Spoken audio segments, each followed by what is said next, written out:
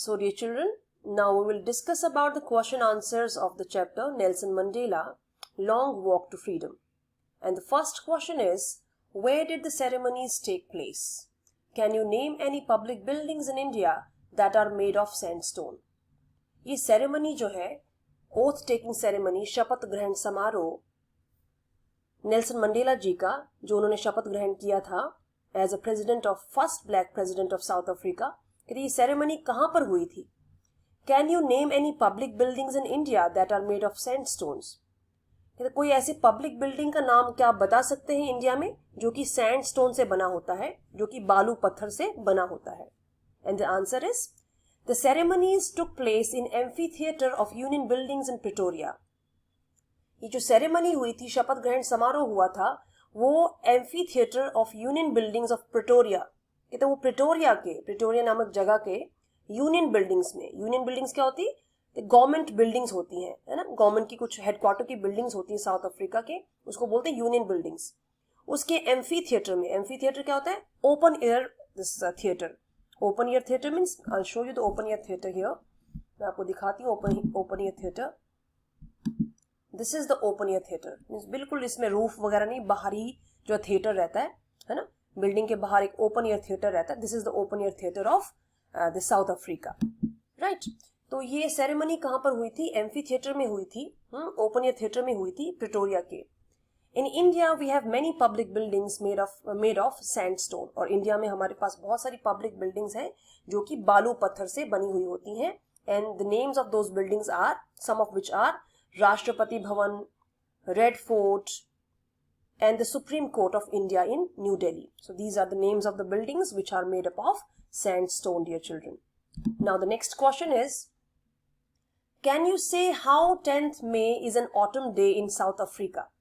क्या आप बता सकते हैं कि साउथ अफ्रीका कैसे 10th May में autumn day माना जाता है? 10th May, तो मई में क्या होता है? समर सीजन रहता है, पर वहां पर कहते हैं ऑटम क्यों माना जाता है इसको, है ना, ऑटम की ऋतु क्यों मानी गई है ये 10th May? Autumn day means पतझड़ के दिन, है ना, पतझड़ के दिन कहता मई में 10th May को क्यों कहा गया है साउथ अफ्रीका में? And the answer is, since South Africa lies in the southern hemisphere we can say that May falls in the autumn season. क्योंकि कहते हैं साउथ अफ्रीका जो है कहां पर फॉल करता है? It lies in the southern hemisphere. जो सदर्न हेमिस्फीयर दक्षिणी गोलार्ध में पाया जाता है साउथ अफ्रीका, है ना, इसीलिए हम कह सकते हैं कि we can say that May falls in the autumn. इसलिए मई में जो है, जैसे नदर्न हेमिस्फीयर में, नॉर्थ में क्या होता है, मई में गर्मी होती है, बट सदर्न हेमिस्फीयर में क्या होता है, उस टाइम पे ऑटम होता है, पतझड़ की ऋतु होती है, इसीलिए 10th May को ऑटम डे कहा गया है. At the beginning of his speech, Mandela mentions an extraordinary human disaster. What does he mean by this? And what is the glorious human achievement he speaks of at the end? At the beginning of his speech, अपने speech के beginning में Mandela कहते किसकी बात करते हैं? Extraordinary human disaster. वो कहते हैं कि बहुत एक्स्ट्राऑर्डिनरी, बहुत ही हाई लेवल का ह्यूमन डिजास्टर, मानवीय नाश, उसकी बात करते हैं, मानवता की नाश की बात करते हैं in the beginning of his speech, अपनी स्पीच के बिगिनिंग में. And what does he mean by this? वो क्या कहना चाहते हैं, है ना. तो and what is the glorious human achievement he speaks of at the end? पर अपने कहते स्पीच के एंड में वो बात करते हैं ग्लोरियस ह्यूमन अचीवमेंट की, बहुत बड़े ह्यूमन अचीवमेंट की, कि ह्यूमन मनुष्य ने बहुत बड़ी एक अचीवमेंट कर ली, बहुत अच्छा कुछ जो है पा लिया था, कोई बहुत अच्छी अचीवमेंट थी, है ना, कि तो उसकी बात करते हैं. तो वो क्या चीज है? आंसर है, by an extraordinary human disaster Mandela is referring to the apartheid system that was present in South Africa. तो अपने स्पीच के प्रेसिडेंट बनने के बाद वो जो स्पीच देते हैं अपने भाषण में, जो एक्स्ट्राऑर्डिनरी ह्यूमन डिजास्टर की वो बात करते हैं कि इतना बड़ा ह्यूमन मानवीय नाश की बात करते हैं, वो एक्चुअली क्या है? ही इज रेफरिंग टू, वो किसकी बात कर रहे हैं? He is referring to the apartheid system. जो साउथ अफ्रीका में अपार्थाइड सिस्टम था, जिसकी वजह से जो गोरे लोग थे, है ना, व्हाइट स्किन के लोग क्या करते थे? रेशियल डिस्क्रिमिनेशन करते थे ब्लैक स्किन के लोगों के साथ में. उस सिस्टम को बोलते हैं अपार्थाइड सिस्टम. तो कहते असल में वो ह्यूमन डिजास्टर किसकी बात कर रहे हैं? He is referring to the apartheid system that was present in South Africa. जो कि साउथ अफ्रीका में क्या था? प्रेजेंट था ये अपार्थाइड सिस्टम, उसकी वो बात करते हैं. And people of colour were treated unfairly and no human being deserves that. कहते एक्चुअली क्या था इस अपार्थाइड सिस्टम के अंडर? क्या था? The people of colour means the black skinned people, है ना, ऐसे लोग जिनके कलर, स्किन का कलर ब्लैक है.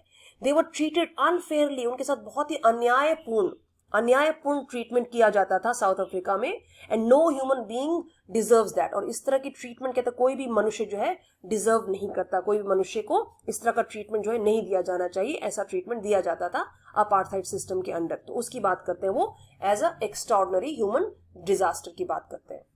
And when he fought against this system and became first black president of South Africa, he refers to this win as glorious human achievement.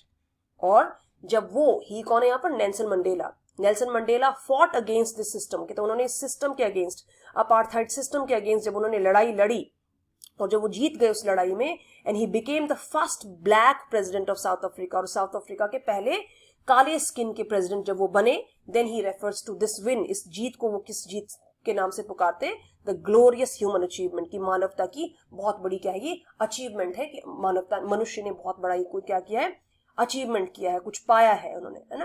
तो ये इसकी बात करते हैं। Now next question, what does Mandela thank the international leaders for, कहते हैं national Mandela international leaders की, अंतरराष्ट्रीय स्तर के जो लीडर्स हैं, नेताओं को किस चीज के लिए थैंक्स कहते हैं, किस चीज के लिए वो धन्यवाद कह रहे हैं। The author thanked the international leaders for joining and witnessing the victory of freedom, justice and human dignity. तो ऑथर जो है हमारे नेल्सन मंडेला, जिन्होंने ये स्टोरी लिखी है, ये क्या कहते हैं, ऑटोबायोग्राफी का एक पार्ट है ये जो अपना चैप्टर है। तो the author thank the international leaders, वो कहते हैं वो इंटरनेशनल लीडर्स को, अंतर्राष्ट्रीय स्तर के लीडर्स को थैंक्स बोलते हैं फॉर ज्वाइनिंग, वहां पर प्रेजेंट रहने के लिए, वहां पर आने के लिए, कहां पर आने के लिए, जिस दिन नेल्सन मंडेला शपथ ग्रहण कर रहे हैं एज अ प्रेसिडेंट, तो इतने सारे लोग वहां पर प्रेजेंट रहे, आए थे, उनको उसके लिए थैंक्स करते हैं।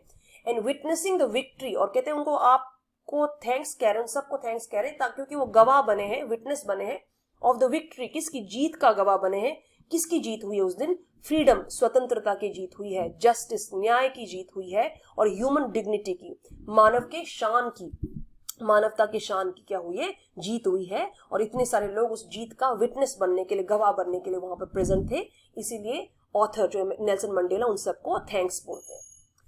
Earlier, many nations had cut ties with South Africa because of their practice of apartheid. कहते हैं असल में क्या था, इस अपार्थाइड सिस्टम जब साउथ अफ्रीका में प्रेवलेंट था, उस टाइम पे बहुत सारे देशों ने क्या किया था, उन्होंने साउथ अफ्रीका के साथ में कट टाइज, मींस उन्होंने किसी भी तरह का रिलेशनशिप जो है साउथ अफ्रीका के साथ रखने से इनकार कर दिया था, और कोई भी देश साउथ अफ्रीका में जो है नहीं आता था। और पहली बार इतने इंटरनेशनल लेवल के, अंतरराष्ट्रीय लेवल के लीडर्स, नेता लोग जो है वहां पर पहुंचे थे। क्यों? क्योंकि साउथ अफ्रीका में अपार्थाइड सिस्टम अब खत्म हो गया था। Now the fifth question is, what ideals does he set out for the future of South Africa, कहता है वो साउथ अफ्रीका के फ्यूचर के लिए, नेल्सन मंडेला जो है साउथ अफ्रीका के फ्यूचर के लिए किस तरह के आइडियल्स, किस तरह के विचार जो है प्रकट करते हैं, कि कैसा फ्यूचर वो चाहते हैं, कैसा भविष्य चाहते हैं साउथ अफ्रीका का। As the newly elected president of South Africa, Nelson Mandela wanted to liberate the country of all the unjust practices. कहता है वो न्यूली इलेक्टेड प्रेसिडेंट है ना, कि नए नए जो प्रेसिडेंट बने हैं वो साउथ अफ्रीका के, है ना, Nelson Mandela, he wanted to liberate the country of all the unjust practices. वो कहता है अपनी कंट्री को, अपना देश जो है साउथ अफ्रीका को लिबरेट करना चाहते हैं, फ्री करना चाहते हैं ऑफ ऑल अनजस्ट प्रैक्टिसेस। आज तक जितने भी अन्यायपूर्ण प्रैक्टिसेस, अन्यायपूर्ण बातें, है ना, एक्शंस, काम वहां पर हुआ करते थे, उन सब से अपने देश को वो फ्री करना चाहते हैं।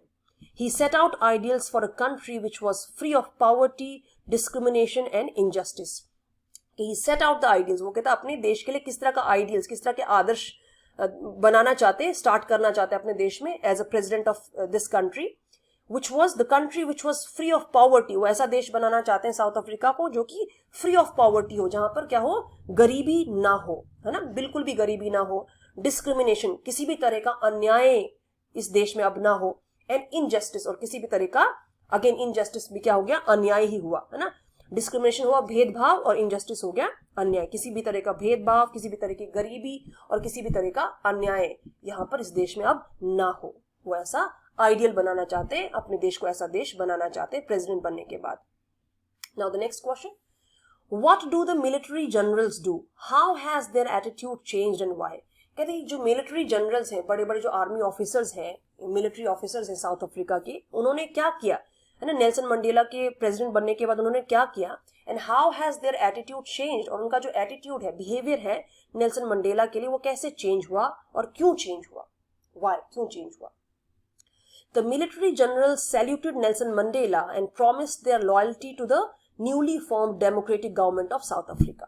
तो जो द मिलिट्री जनरल, जो मिलिट्री के बड़े बड़े जो ऑफिसर्स थे, they saluted Nelson Mandela. Nelson Mandela जब वहां के प्रेसिडेंट बने तो उन्होंने क्या किया, उनको सैल्यूट किया, है ना, उनको सैल्यूट किया and promise their loyalty to the newly form democratic government. और उन्होंने क्या किया, मिलिट्री जनरल्स ने क्या प्रॉमिस किया, ये प्रॉमिस किया कि वो अपने देश के लिए जो नया न्यूली फॉर्म्ड उनका नया जो डेमोक्रेटिक गवर्नमेंट बना है, लोकतंत्रात्मक जो उनकी गवर्नमेंट बनी है, सरकार बनी है साउथ अफ्रीका की, उसके लिए वो हमेशा क्या रहेंगे, लॉयल रहेंगे, ईमानदार रहेंगे. ये उन्होंने प्रॉमिस किया, किससे, नेल्सन मंडेला से. And there attitude has changed because earlier they were under the rule of the white supremacy. अब उनका बिहेवियर जो है नेल्सन मंडेला के लिए चेंज हो गया है. क्यों? बिकॉज अर्लियर, क्योंकि पहले they were under the rule of white supremacy, क्योंकि पहले वो किसके अंडर थे, व्हाइट लोगों के अंडर थे. वहां पर रूल कौन करता था साउथ अफ्रीका पर, व्हाइट लोग, गोरे लोग उस पर रूल करते थे, है ना. तो कहते वो लोग क्या था, इसलिए उनका अब जो है, अब तो व्हाइट पीपल का सुप्रीमेसी नहीं रहा, वहां पर व्हाइट पीपल का रूल नहीं रहा, इसीलिए उनका एटीट्यूड, उनका बिहेवियर जो है नेल्सन मंडेला के लिए अब चेंज हो गया है. And during that rule they would have arrested Nelson Mandela as he was considered to be a criminal.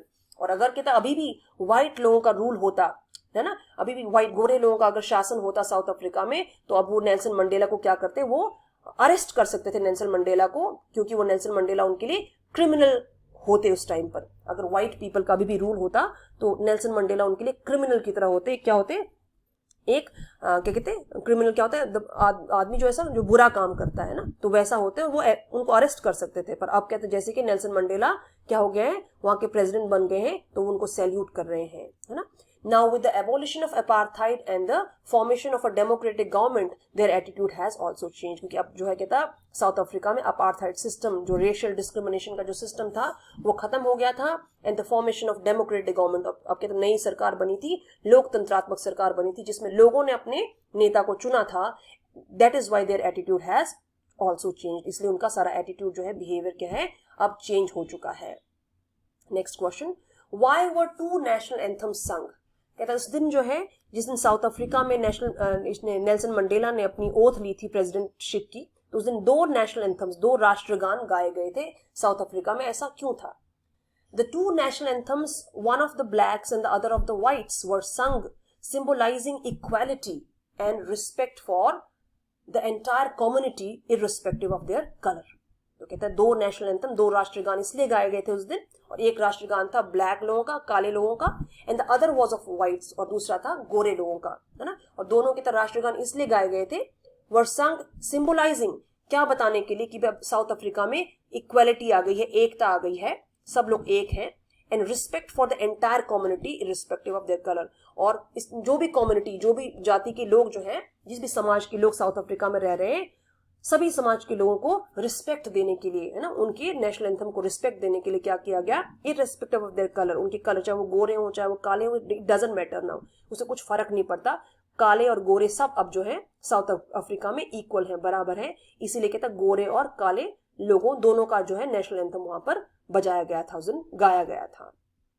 Next question, how does Mandela describe the system of government in his country in the first decade and in the final decade of 20th century. कहते Mandela किस तरह से पहली जो 10वीं शताब्दी है, decade में 10 साल का टाइम, पहले 10 साल के टाइम में साउथ अफ्रीका के बारे में क्या बताते हैं, और फाइनल डेकेड और लास्ट के 10 साल में 20th सेंचुरी के उसके बारे में कैसा क्या बताते हैं साउथ अफ्रीका के बारे में.